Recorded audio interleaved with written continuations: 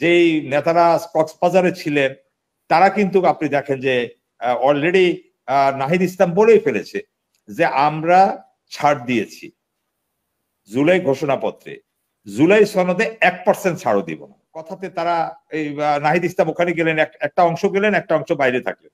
আপনি খেয়াল করেন তারা যাই বলুক, যেভাবে এটাকে জাস্টিফাই হয়নি যে আপনি 5 তারিখে যাবেন কেন, যতই আপনার রিক্রিয়েশনের দরকার হোক আর যা হোক, তাদের প্রতি আশা প্রত্যাশা বেশি। তা আমরা চাইছিলাম যে আমার ব্যক্তিগত একটা ইচ্ছা ছিল যে তারা দুইটা বিষয় ওই বক্তব্যে যেন তারা বলতো যে আমরা মিডিয়া ট্রায়ালের শিকার হচ্ছে, ফিটার হাসকে নিয়ে এই ধরনের বক্তব্য দেওয়া হয়েছে, এটা আমাদেরকে মিডিয়া ট্রায়ালের মাধ্যমে নেওয়া হয়েছে। পাশাপাশি আমরা এই কারণে আর আগে আমার আরেকটা প্রশ্ন আসছে যেটা আমরা আলোচনা কেউ করছি না বিষয়টাকে নিয়ে। আমি আপনার এই প্রশ্নটার অবশ্যই উত্তর দিব, প্রতারণা করেছি কি করেনি এটা অবশ্যই একটা প্রশ্নের দাবি রাখে। পাশাপাশি কিন্তু আমি আরেকটা প্রশ্নের বিহাইন্ড দ্য সিন আরেকটা প্রশ্ন করি। আজকে সারাদিনে আমরা যে এই জিনিসটা খুবই আলোচিত ছিল আমাদের বিভিন্ন মিডিয়াতে, তো আপনি দেখবেন যে এটা নিয়ে আলোচনা হচ্ছে, কিন্তু আরেকটা কথা কিন্তু কেউ আলোচনা আনেনি। আপনার অনুষ্ঠানে সম্ভবত আমরা এই প্রথম আলোচনা করব, সেটা হলো যে তার মানে কি নির্বাচনকালে আরেকটা সরকার হচ্ছে? খেয়াল করছেন উনি বলেননি কিন্তু আমি এই সরকারে থাকবো না, তিনি বলেছেন যে নির্বাচনকালীন সরকার থাকবো না। তাহলে নির্বাচনকালীন কি আরেকটা সরকার হচ্ছে? তাহলে সরকারের কি আবার পালা বদল বা নতুন মেরুকরণের কোনো পথ দিয়ে যাচ্ছে? এই কথার প্রশ্ন, এই উত্তর কিন্তু যেহেতু উনি স্পষ্ট বলেছেন যে নির্বাচনকালীন সরকারে থাকবো না, তার মানে কি? তার মানে এই সরকারের ফরম্যাট চেঞ্জ হচ্ছে, এটা কি বোঝাতে চাইলেন? এটাও কিন্তু আজকে তদন্তের জন্য বা এটাও কিন্তু আজকে বিশ্লেষণের দাবি রাখে। এটাও বিহাইন্ড দ্য সিন এই কথাটার অর্থ কি দাঁড়ায়? আবার এই সরকার যদি থাকে, মানে যদি এই সরকারকে উনি মিন করেন নির্বাচনকালীন সরকার, তাহলে আপনার কথা সঠিক যে ওনারা তাহলে আড়ালে আবডালে থেকে অন্য রাজনৈতিক, তারা যে রাজনৈতিক দল করেছে তাদের বন্ধুরা মিলে যেটা করেছে এনসিপি, হ্যাঁ সেটার পেছনে তাদের একটা মানে অদৃশ্য সমর্থন তো ছিলই, যেটা বিভিন্ন সময় বিভিন্ন যোগাযোগ মাধ্যম বলতে চেয়েছে, মিডিয়াগুলো বলতে চেয়েছে, রাজনৈতিক বোদ্ধারা বলতে চেয়েছে, আপনারা বলতে চেয়েছেন, প্রশ্ন তুলেছেন সাংবাদিকরা। তো আমি তো মনে করি যে যদি ওই প্রশ্নটা থেকে যায়, আমার মনে হয়, আমি জানি না উনি সেটাকে ইন্ডিকেট করে বলেছেন কিনা আপনার প্রশ্নটাকে, হ্যাঁ যেটা আপনি খুব জোরালো ভাবে ধরেছেন যে জাতির সাথে প্রতারণা হলো কিনা।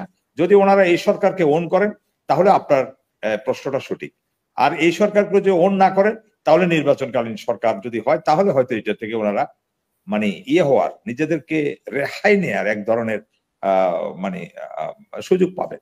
কিন্তু এতে কিন্তু আবার আমাদের একটা অনিশ্চয়তা তৈরি হবে, বা আবার আমরা একটা টেনশনে পড়ে গেলাম জাতি হিসাবে যে আরেকটা নির্বাচনকালীন সরকার হচ্ছে।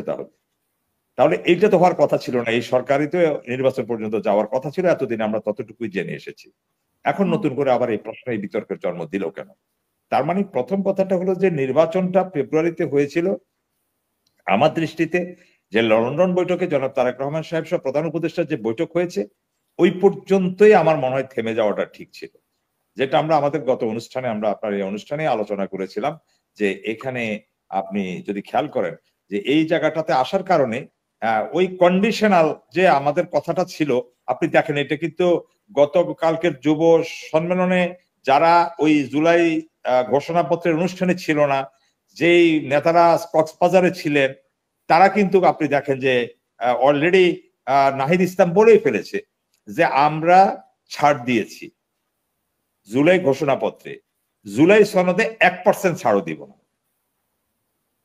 তার মানে ওই যে আপনি আপনার অনুষ্ঠানে আলোচনা করলাম সে কথাটাই সঠিক হলো যে তারা ওইটা একটা স্পেস দিয়ে তারা চলে গেছে, এবং বিএনপি কে তারা ওখানে নেয়ার জন্য প্রফেসর ইউনূস সাহেব যে শর্তটা দিয়েছিল বিএনপি, যে ঠিক আছে আপনিও তাহলে একটা করেন, অনুষ্ঠানের জন্য আনুষ্ঠানিকভাবে নির্বাচন কমিটির চিঠি লিখবেন, এটা মানে ভাষণের মাধ্যমে পরিষ্কার করেন। এই শর্তের বেড়াজালে কিন্তু ওই দিনের ঘোষণা যেটা হলো, ঘোষণাপত্র যেটা হলো সেটা প্রকাশ হয়েছে, আমরা আগেই বলেছি। এবং এই কথাগুলো দিয়ে গতকালকের সমাবেশের যে যুব শক্তির সমাবেশ, এবং সেখানে বিএনপি নেতা এনিও ছিলেন, এবং এমন দেখেন আপনি বিষয়টা যে সকল, আচ্ছা জামাত ইসলামের কথা তো বাদে দিলাম, তারা জামাত ইসলামের সাথে একটা যোগসূত্র তাদের আছে, তারপরে ইসলামী দলগুলোর সাথে আছে, এনসিপির কথা আমি বলছি। কিন্তু কালকে দেখেন যে নির্বাচন নিয়ে যে কথাটা বলেছে যে মানে নির্বাচন হচ্ছে না, নির্বাচন হবে না, নাসিরউদ্দিন পাটোয়ারি যেটা বললেন, তাহলে কিন্তু যখন উনি এটা বলছেন তার মানে অভিব্যক্তিটাও যদি আমরা বুঝি, শারীরিক ভাষাও বুঝি, এটা খুবই অ্যাগ্রেসিভ ছিল। হ্যাঁ, মানে ওনা অনেক দৃঢ় ছিল। কিন্তু তখন বিএনপির ওই অনুষ্ঠানে কিন্তু বিএনপির মানে যুগ্ম মহাসচিব নাসিরউদ্দিন প্রচার সম্পাদক তাকেও থাকতে হয়েছে এবং এই বক্তব্য হজম করতে হয়েছে। তাহলে কোথাও না কোথাও ওই যে বিহাইন্ড দ্য সিন, ঘোষণাপত্রের আগে 2 দিন আগে গভীর রাত্রে যে বৈঠক, তারপরে কক্সবাজার চলে যাওয়া, তারপর জাতির উদ্দেশ্যে ভাষণ দিয়ে মানে 5 তারিখে ভাষণ দিয়ে নির্বাচন কমিশনের অনুষ্ঠানের কথা বলা, এটা তো আমি মনে করি না যে এটা খুব যৌক্তিকতা ছিল। আমাকে ব্যক্তিগতভাবে আমার বিশ্লেষণে মনে হয়, কারণ এখন অনেকগুলো কথা কিন্তু বেরিয়ে গেছে, নির্বাচনকে অনিশ্চিত করে দিচ্ছে। এটাকে নির্বাচনের যে নিশ্চয়তা দিল, আপনি একটু যদি সাদা চোখে যদি আমরা বিশ্লেষণ করি দেখি, আপনিও যদি দেখেন, আপনি নিশ্চয়ই দেখছেনও, এই যে এটা দিয়ে কি গেইন করলো, বরং আমরা তারেক রহমান সাহেবের সাথে যে বৈঠক হয়েছে ওইটার উপরে চাপ রাখতাম। হ্যাঁ, তাহলে ওইটার উপরে চাপ রাখলে তো আমরা ফেব্রুয়ারি মাসে নির্বাচন হবে, আমরা চাপটা আরো 3 মাস পরে দিতাম যে আনুষ্ঠানিক ঘোষণা দেবে, কারণ এখন তো তফসিল ঘোষণা হচ্ছে না। তো এই প্রধান উপদেষ্টার এই চিঠি এটা দিয়ে কি বা হবে? তাহলে বরঞ্চ উল্টা ক্ষতিটা যেটা হয়ে গেল, সেটা এখন নির্বাচনকে বিভ্রান্ত করার, পথভ্রষ্ট করার আগে থেকে একটা প্রস্তুতি করার সুযোগ পেয়ে গেল সবাই। এটা নিয়ে হলো এই তাহলে এনসিপির সাথে যে বৈঠক, আসন সমঝোতার যে বৈঠক হয়েছিল, যেখানে জামাতে ইসলামীও ছিল, বিএনপি সেখানে অ্যাকোমোডেট রাজনীতি করার জন্য বিএনপি চেষ্টা করতেছে এবং তাদেরকে বোঝানোর চেষ্টা করেছে, কিন্তু তারা তো বারবার বিভ্রান্ত হচ্ছে, এখনো সঠিক সিদ্ধান্তে আসতে পারেনি। গত 2 দিন যদি আমরা খেয়াল করে দেখি, তারা কিন্তু তাদের পূর্বের অবস্থায় কিন্তু আবার ফিরে যাচ্ছে। তার মানে শুধুমাত্র কি তারা এই ঘোষণাপত্রের এই খেলাটা বিএনপির ওখানে উপস্থিতিটা নিশ্চিত করার জন্যই এই প্রফেসর ইউনূস সাহেবের কথাতে তারা এই নাহিদ ইসলাম ওখানে গেলেন, একটা অংশ গেলেন, একটা অংশ বাইরে থাকলেন। আপনি খেয়াল করেন, তারা যাই বলুক, যেভাবে এটাকে জাস্টিফাই হয়নি যে আপনি 5 তারিখে যাবেন কেন, যতই আপনার রিক্রিয়েশনের দরকার হোক আর যা হোক আর তা হোক। তাহলে ওই অনুষ্ঠানে না গিয়ে তারা ওইখানে যাওয়া মানে কিন্তু আমরা গত অনুষ্ঠানে আপনার অনুষ্ঠানে যেটা আলোচনা করেছি সেটাই। কিন্তু ওরা তো সেই ব্যাখ্যা দিচ্ছে না, সে ব্যাখ্যা না দিয়ে তারা মানে কোন টেলিভিশন কি প্রচার করলো, তাদের সাথে ফিটার হাসির বৈঠক হয় নাই এটা প্রমাণ করার চেষ্টা করেছে। সেটা তো আরেকটা প্রসঙ্গ, যেহেতু মানে এটা যদি তারা এটাকে যদি তারা ওন না করে, তারা তো ওই কথাটা অস্বীকার করার তার সুযোগ নেই, কারণ সেখানে তাদের ফুটেজ আছে, তারা সেখানে কি কি করেছে সেটা ঠিক আছে। তারা ওই অংশটা নিয়ে কথা বলছে যে অংশটার আসলে সত্যতা তো আছে, এটা দেশেরও তো ভাবমূর্তি নষ্ট হয়। এখানে মার্কিন যুক্তরাষ্ট্র তো বিষয়টাকে একটু এম্বারাস ফিল করলো, তাই না? কারণ আমরা তো যতটুকু জানতে পেরেছি, যদিও আনুষ্ঠানিকভাবে আসেনি, আপনি খেয়াল করবেন যে যেমন এনসিপি নেতাদের সাথে গত কয়েকদিন আগে যখন 2 দিন বা 3 দিন আগে যখন যিনি দায়িত্বে আছেন ভারপ্রাপ্ত রাষ্ট্রদূত বৈঠক করলেন, সেটা কিন্তু ফটো সেশন হলো। কিন্তু আমরা যে তারেক রহমান সাহেবের সাথে লন্ডনে বৈঠক হলো, সেটা কিন্তু ফটো সেশন আকারে আসলো না। তার মানে মার্কিন যুক্তরাষ্ট্রও কিন্তু এখানে একটা সমঝোতার প্রয়াস অব্যাহত রেখেছে। তো সেই কারণে আমরা বলছি যে সেই বৈঠকটা নিয়েও হঠাৎ করে কেন বিএনপির নীতি নির্ধারণী পর্যায়ের কেউ না বলে, হ্যাঁ একজন উপদেষ্টা তারেক রহমান সাহেবের ওনার পক্ষ থেকে বললেন, যেটা আবার মার্কিন যুক্তরাষ্ট্র ওন করলেন না। হ্যাঁ, তো আমার মনে হয় না যে এটাও একটা ভালো কাজ হয়েছে। তো এই পিটার হাসের বিষয়টা করে এখানে যে নেগোসিয়েশন প্রক্রিয়া, তাদের রাগটা হলো যে এটা একটু মার্কিন যুক্তরাষ্ট্র ক্ষিপ্ত হবে, এটাই স্বাভাবিক। আবার পাশাপাশি তারা যে ওই জায়গায় গিয়েছে সেটা কিন্তু তারা অস্বীকার করছে না। আবার আপনার সাথে আমি শতভাগ একমত, তারা সেই কথার জন্য ব্যাখ্যা না দিয়ে, 2টা ব্যাখ্যা একসাথে জাতি আশা করে তাদের কাছ থেকে, ঠিক আছে তোমাদের বিরুদ্ধে মিথ্যা ট্রায়াল হয়েছে, তোমরা সেটা যেমন বলবা। জি, আপনি মিউট করা। হ্যাঁ, তারা তরুণ রাজনীতিবিদ হিসেবে আমরা তো এটা আশাই করতে পারি তাদের সবকিছু স্বচ্ছ থাকবে। দুইটাই বলবে, হ্যাঁ স্বাভাবিক। তারা শুধু মিথ্যা এবং পিটার হাসকে নিয়ে এটা বলছে, এটা অন্যায় হয়েছে, আমরা এটাকে প্রতিবাদ আমরাও জানাই, ঠিক আছে, আপনার অনুষ্ঠানের মাধ্যমে। পাশাপাশি তারা কেন গেল সেই জিনিসটাতে তারা বলতে পারতই এবং পারা উচিত। হ্যাঁ, তাদের কাছ থেকে রাজনীতি শিখবে, মানুষ বুঝবে, তাদের প্রতি আশা প্রত্যাশা বেশি।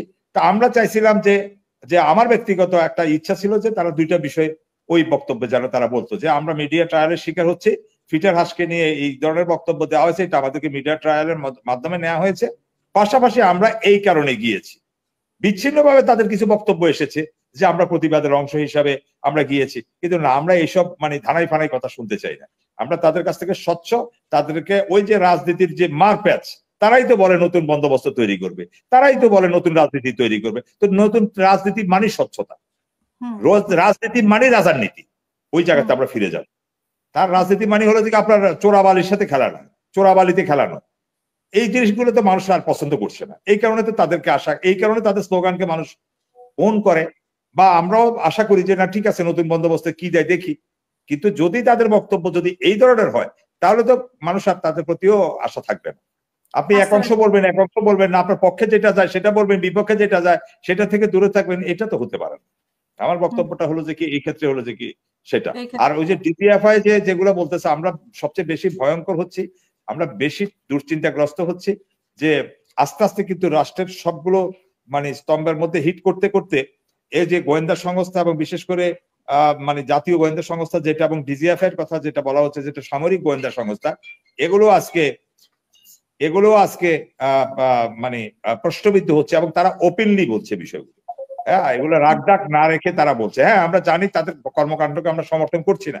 এখন আমরা যদি এখানে যদি ওদেরকে মানে ডিজিএফআই কে ডিফেন্ড করতে যাই, তাহলে আবার আমাদেরকে শুনতে হবে যে তাহলে আয়নাঘর বা এটা সেটা, এগুলোতে আমরা তাদেরকে উৎসাহিত করছি। ওখানে তাদের কিছু বক্তব্য জাস্টিফাইড ছিল কিন্তু, হ্যাঁ, যে তারা আভ্যন্তরীণ রাজনীতি কোন দেশের মানে সামরিক গোয়েন্দা সংস্থা অন্তত তাদের আভ্যন্তরীণ বিষয় নাক গলায় না, ইটস রাইট। কিন্তু আমার কথাটা হলো যে এই বিষয়টা তারা এইভাবে ওপেনলি না বলে, আমার মনে হয় যে বিষয়টা তারা আরেকটু গভীরে গিয়ে ধ্যান দেওয়ার কথা, তাদের স্পেস আছে, দরজা আছে, তারা যেতে পারতো।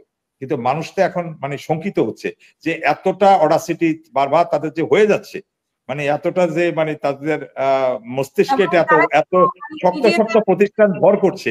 হ্যাঁ, আপনি খেয়াল করছেন যে এই জিনিসগুলো নিয়ে কেউই, কোনো রাজনৈতিক দল, বিএনপিও তো এত বড় কথা বলার কখনো সুযোগ হয়নি। যেমন কিছুদিন আগে সেনাবাহিনী প্রধান নিয়েও তো তারা বলেছে, ওই যে ক্যান্টনমেন্টের বৈঠক নিয়ে তারা বলেছে, হাসনাত আব্দুল্লাহকে নিয়ে পরে স্লোগান হয়েছে ওয়াকার না হাসনাত হাসনাত হাসনাত। তো এই যে স্পর্শকাতর বিষয়গুলো প্রতিষ্ঠানগুলোকে তারা নিয়ে আসছে, এটা আমার মনে হচ্ছে যে ভালো হচ্ছে না। কিন্তু আমি আবার স্পর্শকাতর প্রতিষ্ঠানগুলোর ভূমিকার সেটা আমি সমালোচনার পক্ষে, কিন্তু সেটা ওপেন না।